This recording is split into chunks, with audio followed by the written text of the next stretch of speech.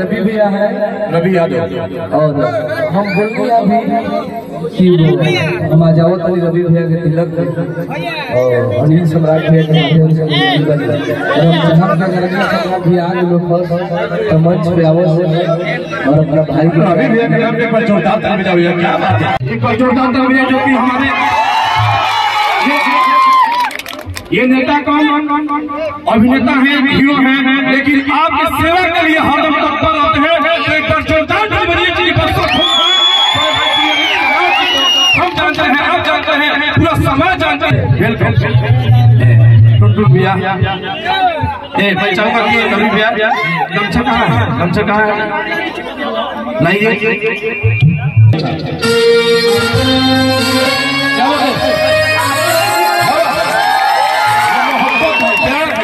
हमारे श्री आज के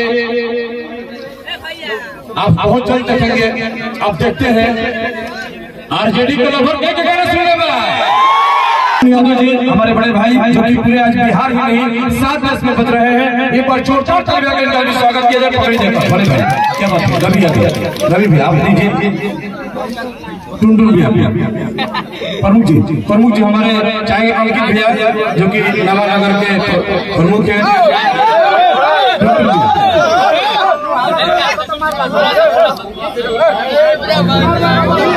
नहीं ऐसी कोई गलती नहीं, आप लोग का प्रोग्राम है, आप लोग बढ़ जाइए भैया।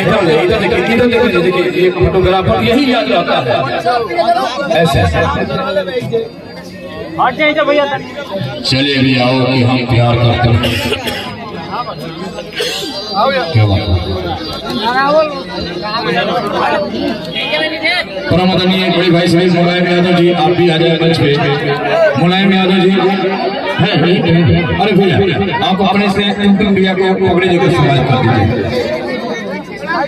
हाँ समझ रहा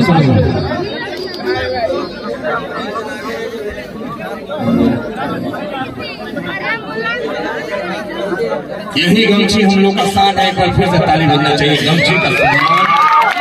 और भोजपुरी समाज नेता बहुत है, लेकिन मैं शुरू में ही बोला कि एक ही नेता को मैं भी मानता हूं जिनका नाम है परमादरणीय श्री लालू प्रसाद यादव जी। एक बार फिर रवि भैया है, रवि यादव, और हम बोलिए अभी कि हम आ जाओ तनी रवि भैया के तिलक और अनिल सम्राट भैया के माध्यम से भी आ गए मंच पे आवो और अपना भाई रवि भैया के नाम पे एक बार जोरदार ताली बजाओ। क्या बात है।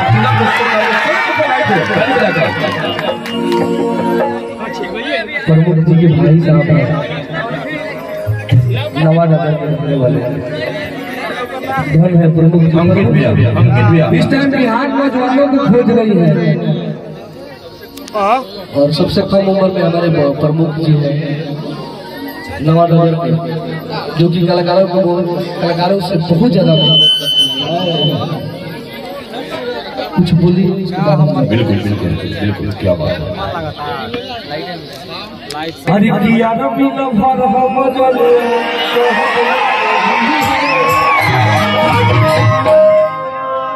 अब हम चढ़ा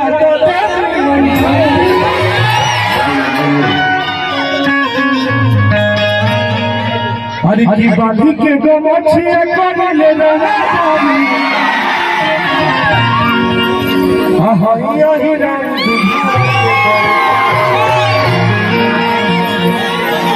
अरे किसी से संपर्क बटे आरजेडी परिवार से,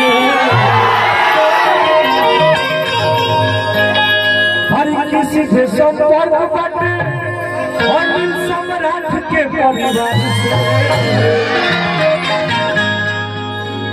हमारी लबी लोग जाने जाते आप लोगों ने हमारा तमाम गाना सुने।